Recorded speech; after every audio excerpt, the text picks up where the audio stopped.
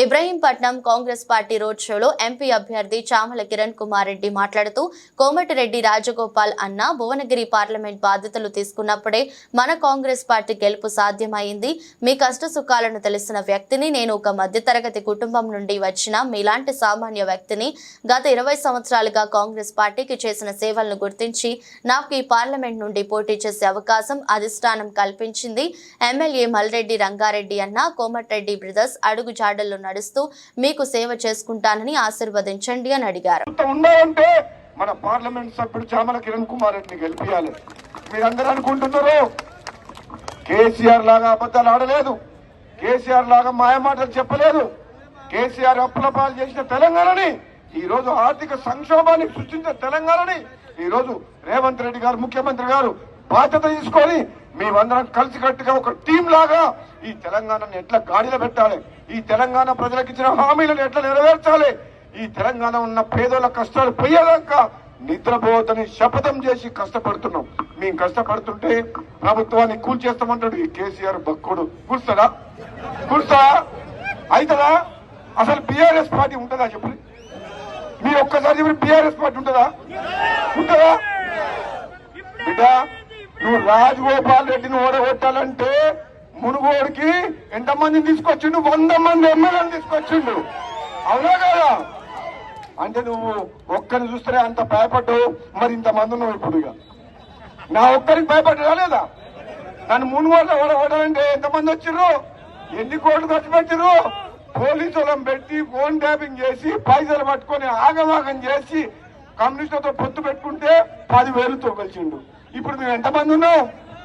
మామూలువా? ఒక్కరిని మించిన ఒకడు బుల్లెట్ లాంటి ఉన్నాం.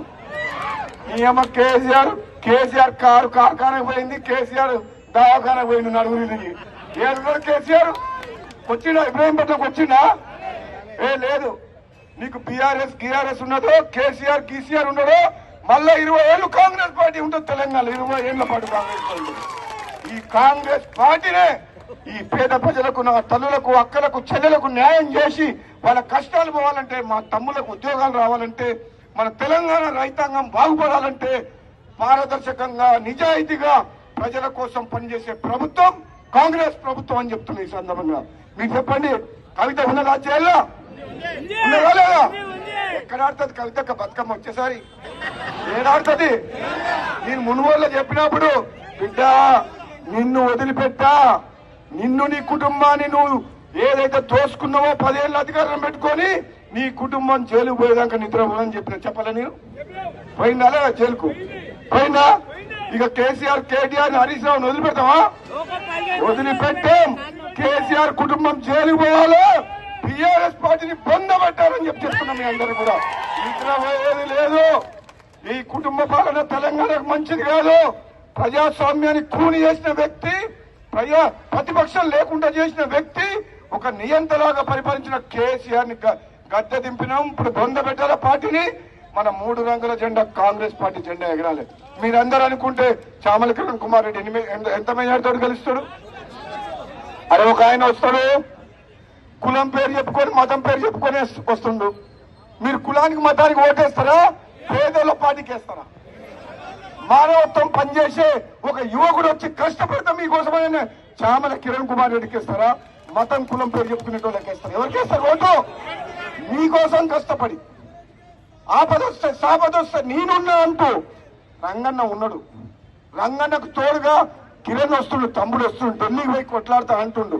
మరి ఇంతకంటే ఎక్కువ కావాలి? రేపు మునుగోడు ఈడంగానే పోతా, మరి కూడా మాలమికి ఎప్పుడు ఆగమంటే అప్పుడు ఆగుతా. నేను ఇబ్రహీంపట్నం కదా ఆగనా? నాకేమన్నా తెలియని వాళ్ళు అందరినీ గుర్తుపడతానా? మీరు నన్ను ఒకసారి గెలిపిస్తే పార్లమెంట్ లో మీకోసం కొట్లాడి తెలంగాణ తెచ్చిందా లేదా? 5 ఏళ్లలో ఇబ్రహీంపట్నంకు నేను ఎంపీగా ఉంటే ఒక్కరన్నా ఒక్క తప్పు చేసినట్టు, ఒక గజం భూమి తీసుకున్నట్టు, ఒక కేసు పెట్టినట్టు ఏమైనా ఉందా నా మీద?